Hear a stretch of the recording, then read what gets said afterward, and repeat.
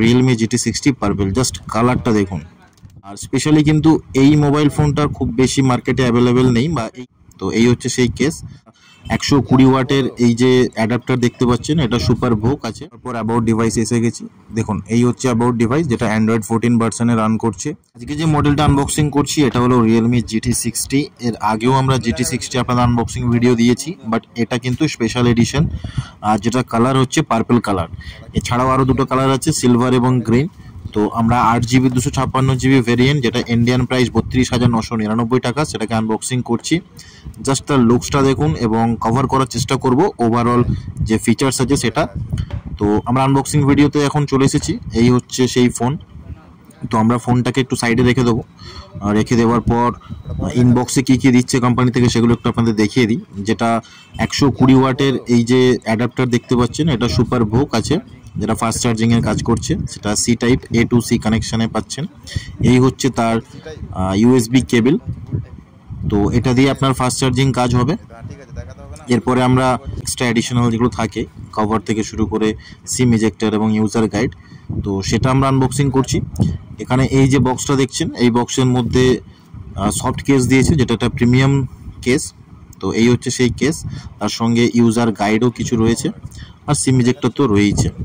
তো এগুলোকে আমরা সব গুছিয়ে পাশে রেখে দেবো। রেখে দেওয়ার পর আমরা সরাসরি চলে যাব সেই ফোনে, যেটা পার্পল কালার। কোম্পানি নাম দিয়েছে মিরাকেল পার্পল। তো এই হচ্ছে Realme GT60 8GB 256GB variant. আমরা র্যাপিং থেকে, যে র্যাপ থাকে সেই র্যাপ থেকে এটাকে ওপেন করছি, দেখতে পাচ্ছেন।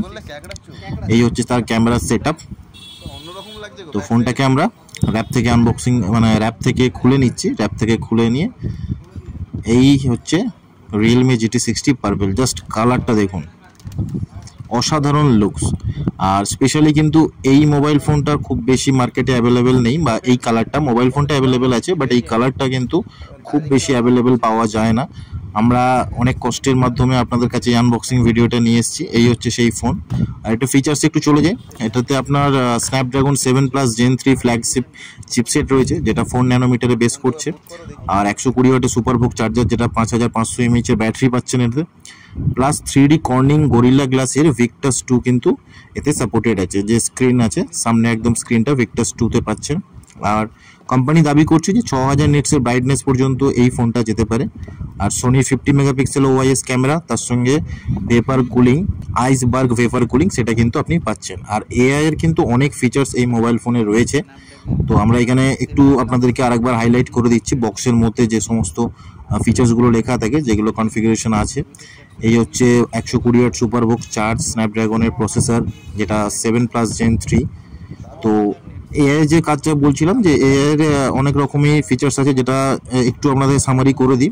তো AI smart removal, AI smart loop, AI screen recognition, AI air গেস্টার এবং AI আই প্রোটেকশন, অনেকগুলো AI এর কাজ কিন্তু এখানে দিয়েছে। আমরা সবগুলো হয়তো দেখাতে পারছি না, পরবর্তী কোনো ভিডিওতে AI এর একটু কাজ নিয়ে আপনাদেরকে একটা ভিডিও নিয়ে আসবো, দেখাবো।